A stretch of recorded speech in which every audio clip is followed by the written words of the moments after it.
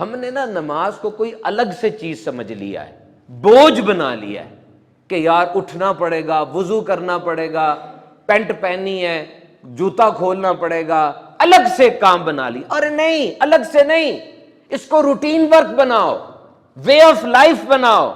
جب نماز کا وقت آ جائے سارا کچھ چھوڑ کے خود بخود نماز کے لیے چلنا ہے.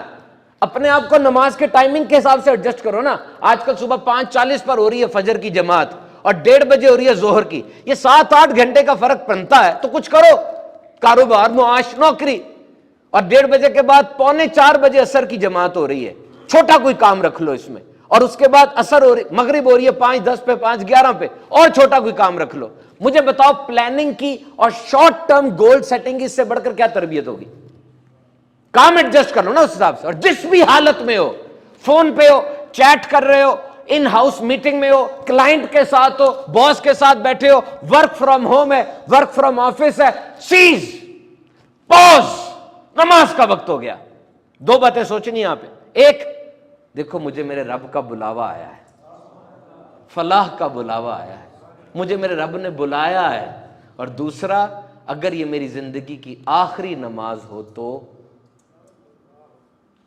ابھی بتاؤ، ابھی موت آ جائے، ابھی اسی وقت موت آ جائے، اگر کیا ہے ہمارے پاس؟ بتاؤ ذرا. آ سکتی ہے نا؟ اس وقت فوراً آ سکتی ہے موت. اگر ابھی موت آ جائے، کیا ہے ہمارے پاس؟ کیا اکٹھا کیا ہے؟ یہ سوچ کے وہ نماز پڑھو. کم از کم نماز کو اتنی تو امپورٹنس دو نا، جیسی کاروباری آدمی نوٹ گنتے ہوئے دیتا ہے، جیسی ملازم پیشہ آدمی تنخواہ کے وقت لیتا ہے، جیسا اسٹوڈنٹ میڈل پہنتے ہوئے لیتا ہے، اتنی تو امپورٹنس دو نا. اپنے آپ سے ریزننگ کیا کرو، اپنے آپ کو سمجھایا کرو کہ میرا قرآن سچا قرآن، جس میں ہر خشک اور تر چیز کا ہے بیان، وہ قرآن جو مجھے جان سے زیادہ عزیز ہے، جس کی کوئی ناموس میں اس طرح کی حرکت کرتا ہے میرا سینہ چر جاتا ہے، اس پاک سچے قرآن کے اندر 700 بار نماز کا ذکر آیا، 80 بار صریحاً ذکر آیا. یہ نماز دین کا ستون ہے. میں دیندار آدمی ہوں نا، تو میں نے ستون گرا دیا، پورا بلڈنگ ہی منہدم ہو جائے گی. توحید و رسالت کی شہادت اہم ترین، اس کے بعد نماز ہے. اور یاد رکھنا، یہ میں نے پوری فزیو تھراپسٹ کے ساتھ بیٹھ کے بات کی ہے، میرا پوڈ کاسٹ ہے میرے یوٹیوب چینل کے اوپر. فزیو تھراپسٹ بتاتے ہیں کہ نماز سے زیادہ ہلکی پھلکی ایکسرسائز ہی کوئی نہیں ہے. نماز پڑھنی اللہ کی رضا کے لیے، لیکن دیکھو فزیو تھراپسٹ کہتے ہیں ایکسرسائز 2 طرح کی ہونی چاہیے. نمبر 1، ہلکی پھلکی ہو، تھکائے نہ، اور استقامت کے ساتھ ہو. 1-2 دفعہ کی ایکسرسائز کا طرح فائدہ نہیں ہوتا. اور نماز میں اس سے بڑھ کر کیا ہوگا؟ استقامت کتنی ہے؟ روز 5 دفعہ پڑھ رہے ہو. اور ایک جدید تحقیق میں نے پڑھی، کولیسٹرول سے بچاتی ہے یہ. اس کے اوقات ایسے ہیں. کولیسٹرول از اے ویکسی فیٹ لائٹ سبسٹنس. ہمارے جسم کے اندر 36 کھرب خلیوں میں کولیسٹرول موجود ہے. یہ بڑا ضروری ہے. ہارمونز اس سے بنتے ہیں، وائٹامن ڈی بھی کولیسٹرول سے بن رہی ہوتی ہے. لیکن اگر یہ بڑھ جائے، خون کی شریانوں میں، خون کی وینز اور کیپلریز وغیرہ میں جم جاتی ہے، خون کے ویسلز کے اندر. جیسے پانی کے پائپ میں گند پھنس جائے، پانی فلو نہیں کرتا، کولیسٹرول اگر پھنس جائے، اب بلڈ وہاں سے فلو نہیں کرے گا، تھرومبوسس آ سکتا ہے، فالج آ سکتا ہے، ہارٹ اٹیک ہو سکتا ہے. اور نماز یہ کس طریقے سے کولیسٹرول کو کنٹرول کرتی ہے. یہ جو کولیسٹرول بڑھتا کیسے ہے؟ آپ واکنگ نہیں کر رہے، فیٹی فوڈز کھا رہے ہیں جیسے برگر ہے، پیزا وغیرہ ہے، اسموکنگ بہت کرتا ہے، کوئی شراب پیتا ہے، کوئی واکنگ نہیں کرتا، اب کولیسٹرول بڑھتی. اب نماز کے اوقات دیکھیں، ظہر میں زیادہ رکھتے ہیں، عام طور پہ کھانے کے آس پاس ہوتی ہے. عشاء میں زیادہ رکھتے ہیں، عام طور پہ کھانے کے آس پاس ہوتی ہے.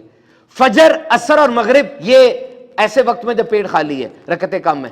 نوٹ کرے کیسی سائنس ہے، اس کو ڈیل کر رہی ہوتی ہے. طبرانی کی حدیث ہے، بی بی عائشہ سے مروی ہے.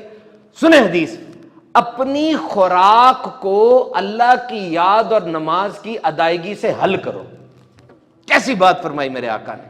نماز پنجگانہ نبی پاک سے پہلے نہ تو انبیاء کرام نے ادا کی، نہ ان کی امت نے ادا کی. یاد رکھیے گا، 5 نمازوں میں سے ایک نماز کوئی نبی ادا فرماتے اپنی امت کو حکم دیا کرتے تھے.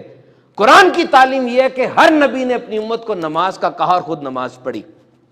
حضرت آدم نے صبح کی نماز پڑھی، حضرت داؤد نے ظہر کی نماز پڑھی، حضرت سلیمان نے عصر کی نماز پڑھی، حضرت یعقوب نے مغرب کی نماز پڑھی، حضرت یونس نے عشاء کی نماز پڑھی، لیکن صرف نبی نے پڑھی، امت کو نہیں کہا.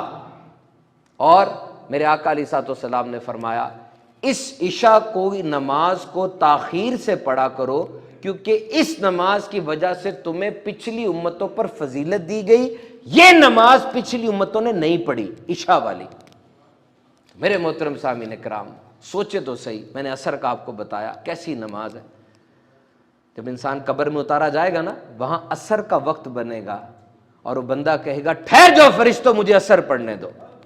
یہ وہ کہے گا جس کو عصر کی عادت ہوگی، اور پھر یا تو اس پہ حساب کم کر دیا جائے گا یا حساب اٹھا لیا جائے گا، کیونکہ جو جواب تھا وہ تو اس نے دے دیا ہے۔ نماز پڑھنے کو دل نہیں کر رہا، اچھا نہیں دل کر رہا، اٹھو۔ اب عام طور پہ ہم یہ کہتے ہیں اپنی موٹیویشنل سپیچ کے اندر کہ جو کام کریں پیشن، شوق، جذبے، جنون کے ساتھ کریں۔ نہیں، میں یہاں نہیں یہ کہہ رہا، آپ کا تو دل ہی نہیں کر رہا نا، آپ کیسے جذبہ جنون لائیں گے؟ میں صرف آپ سے یہ کہہ رہا ہوں اٹھو، ہٹ گرمی چھوڑو، اپنے آپ سے کہو کہ یہ پڑھنی ضروری ہے، فرض ہے، اور اب جو کہا گیا اس طرح کرتے جاؤ۔ دل نہیں کر رہا، منہ بنا لو، لیکن وضو اسی طرح کرو جس طرح کہا گیا ہے۔ بالکل ہاتھ ایسے سے نہیں کرنا، پورا یہاں تک دھو، پیچھے تک آئے یہاں تک، بلکہ آگے کر لو، کیونکہ جو وضو کا پانی لگتا ہے وہ چمکے گی قیامت کے دن، چمکے گی۔ قیامت کی چمک چاہیے نا، تو اس کو پورا دھو، ٹھیک ہے؟ ایسے ایسے نہیں کرنا، ایسے ایسے پورا دھو، پورا دھو، پورا ماتھا اچھی طریقے سے۔ دل نہیں کر رہا یار، منہ بناؤ لیکن دھو، اچھے طریقے سے دھو لیا، وضو کر لیا صحیح طریقے سے جس طرح سکھایا گیا، حکم دیا گیا۔ اب آ کے نماز کے لیے کھڑے ہو، منہ صاف کر لینا، پانی کے قطرے نہ گرتے ہو، صحیح نہیں ہے۔ اب جب آپ کھڑے ہوئے ہیں، دل نہیں کر رہا آپ کا، میں نے آپ کو بتا دیا بھائی، لیکن کرو وہ جو حکم ہے۔ اللہ اکبر کہنا نا، تو یہ ہاتھوں کو بھی قبلے کی طرف رکھنا ہے، وہ نہیں کرنا، تکلف نہیں کرنا، یوں کھول کے نہیں، آرام سے قبلے کی طرف رکھنا۔ ہاتھ باندھنے، آنکھیں قیام کے دوران سجدے کی جگہ پہ بند نہیں کرنی، آنکھیں قیام کے دوران سجدے کی جگہ پہ، مرکوز کرو، مرکوز کرو، اپنا پوسچر صحیح رکھو۔ دل نہیں کر رہا آپ کا، لیکن یہ ایسے کرو۔ اور جب رکوع پہ جاؤ، دونوں پاؤں کے انگوٹھوں پہ نظر رکھو، اور جب سجدے میں جاؤ ناک کو دیکھو، اور تحیات بیٹھو گودی کو دیکھو، گود کو، اور پھر طریقے سے سلام پھیرو۔ نہ نماز کے بعد مزہ آیا مجھے پکڑ لینا، نہیں دل کر رہا تھا آپ کا، لیکن نماز ہلکا کر دے گی آپ کو، یہ بات ہے۔ مومن کی معراج ہے یہ، شان دیکھو کیسی ہے نماز کی۔ جیسے بچے کا دل نہیں کرتا، تڑپ رہا ہوتا ہے وہ، لیکن جب ٹیکا اندر چلا جاتا ہے کیسا سکون میں آ جاتا ہے۔ یہ نماز کی شان ہے۔ دین اسلام کی کیا بات ہے، میں کیا بتاؤں، کر کے دیکھنا ایک دفعہ۔ یہ ہو سکتا ہے جو ٹینشنیں آپ کی دور نہیں ہو رہی، بڑے بیان بھی سن لیے، بڑا کچھ کر لیا، ہو سکتا ہے اس کی وجہ نماز سے دوری ہی ہو سکتا ہے یہ جو آپ کے مشکلات اور مصیبتیں پیچھا نہیں چھوڑ رہی۔ کوئی بیمار ہے تو مسلسل بیمار ہی چلتا چلا جا رہا ہے، کسی کو آفس سے پرابلم ہے تو پرابلم ہی چلتی چلی جا رہی ہے، کسی کا دماغ سکون میں نہیں آ رہا، کسی کو نیند کا مسئلہ ہے، ہو سکتا ہے یہ نماز سے دوری کا ہی مسئلہ ہو۔ 800 700 800 بار جس بات کا قرآن میں ذکر آیا ہے، ویسے تو نہیں ہوگی نا یہ۔ دین آسان ہے، نماز نہیں کھڑے ہو کے پڑھ سکتے، واقعی دل سے پوچھو، بیٹھ کے پڑھ لو، نہیں بیٹھ کے پڑھ سکتے لیٹ کے اشاروں سے پڑھ لو، اور مدد مانگے کس سے؟ قرآن کہتا ہے اے ایمان والو نماز اور صبر سے مدد چاہو، کیونکہ انسان کے باطنی اعمال میں سب سے سخت تر جو چیز ہے نا وہ صبر کرنا ہے، آسان نہیں ہوتا، اور ظاہری اعمال میں مشکل ترین وہ نماز ہے۔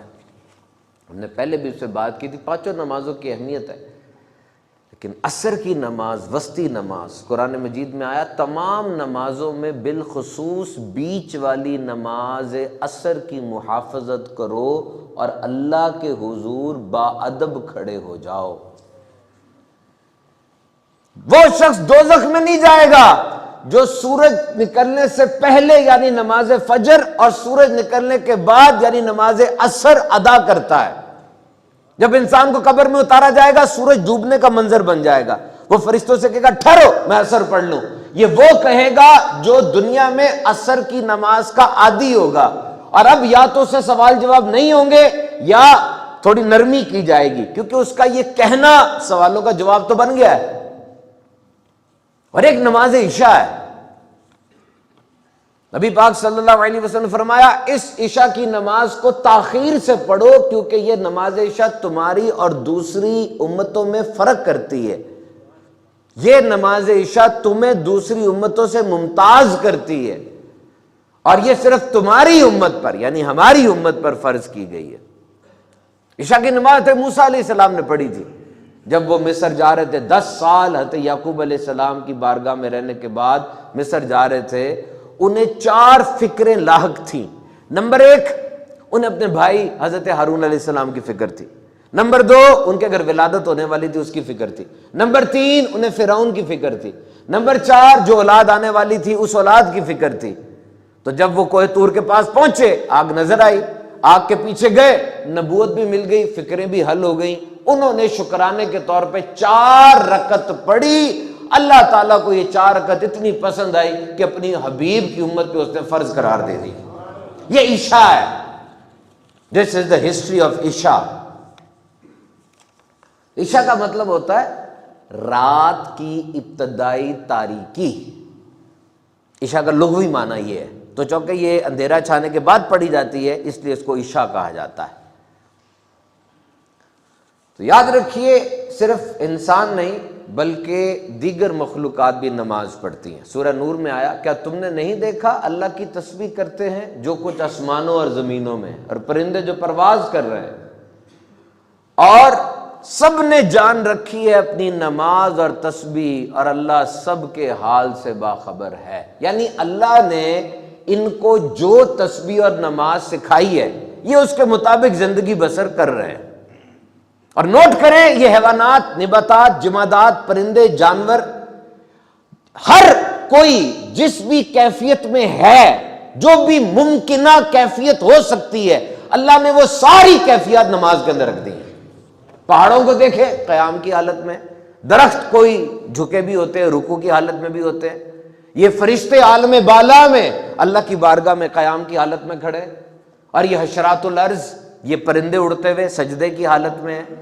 اور چونکہ انسان کامل ترین مخلوق ہے تو تمام حالتوں کا مجموعہ نماز میں رکھی، اور نماز مسلمانوں پہ فرض قرار دی گئی۔ یہ نماز ہے جو مسلمانوں پہ فرض قرار دی گئی۔ ہمیں چاہیے کہ اس کو دیکھیں اور اس کی پابندی کریں۔